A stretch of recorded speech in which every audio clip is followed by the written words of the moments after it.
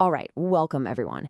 Today we are diving headfirst into one of the most profound and frankly unsettling books in all of Western philosophy. We're going to see how the brilliant Scottish philosopher David Hume took a sledgehammer to our most basic fundamental assumptions about how reality itself works. So, let me start by asking you a question that seems, well, almost silly, because the answer feels so obvious. You just know, right? It's a law of nature. It's something we are absolutely certain about. And that certainty, that's pretty much the bedrock of how we understand and get by in the world every single day. Okay, let's really get into this. Because the philosopher David Hume, he looked at this exact same scene. And where we see simple, obvious cause and effect, he saw a deep, unsettling mystery. He started asking a really weird question. What are we actually seeing when we say one thing causes another? I mean, we instinctively feel like a cause has some sort of special power, right? Some secret force that produces the effect. We believe there's a necessary connection that just locks the two events together, making the outcome totally inevitable. But this is where Hume says, whoa, hold on a second, look closer. He argues that if you just stare at that first billiard ball, no matter how hard you look, there's absolutely nothing about it that logically screams the second ball has to move. You don't actually see a cause or connection with your eyes. When you strip it all down to what your senses are actually telling you, all you ever see is a sequence. 1. Ball A moves. 2. Ball A touches ball B. 3. Ball B moves. That's it. That critical link, the causation that we're so sure is there, it's completely invisible. It's an inference, a leap our mind makes. So, to solve this mystery of the invisible cause, Hume realized he first had to figure out what our brains are even capable of knowing. He basically drew a map of human knowledge and split everything we think we know into two totally separate categories.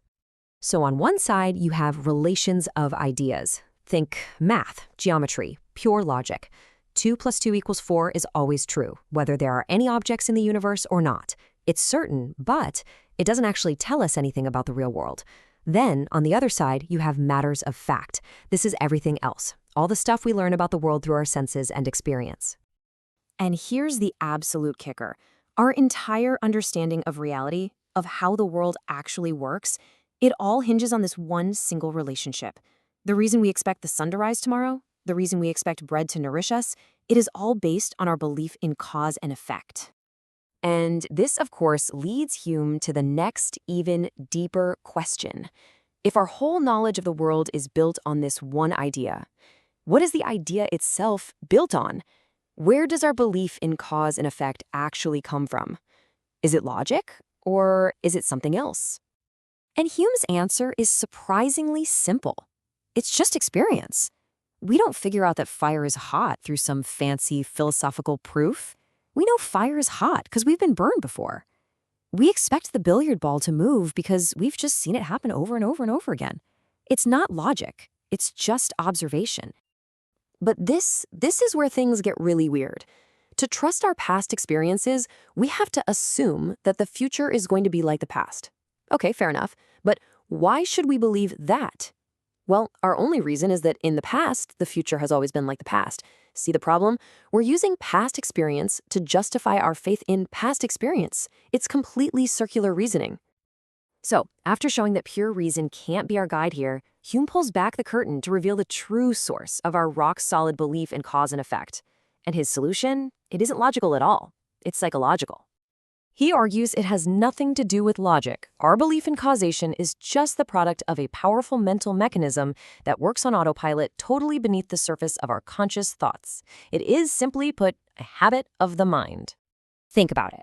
After you see two things happen together, again and again, like seeing a flame and then feeling heat, your mind just forges a link.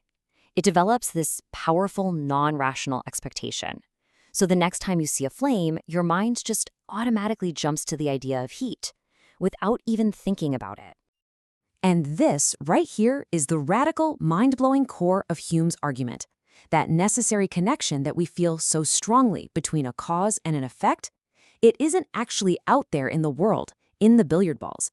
It's a feeling of expectation that our own minds project onto reality. So what even is a belief then? Well, Hume says it's not some kind of rational calculation. It's a feeling. It's a certain vividness, a forcefulness that an idea has in our mind. When that habit creates an expectation, the idea of the effect just feels more real, more solid than some random daydream. And that feeling is what we call belief.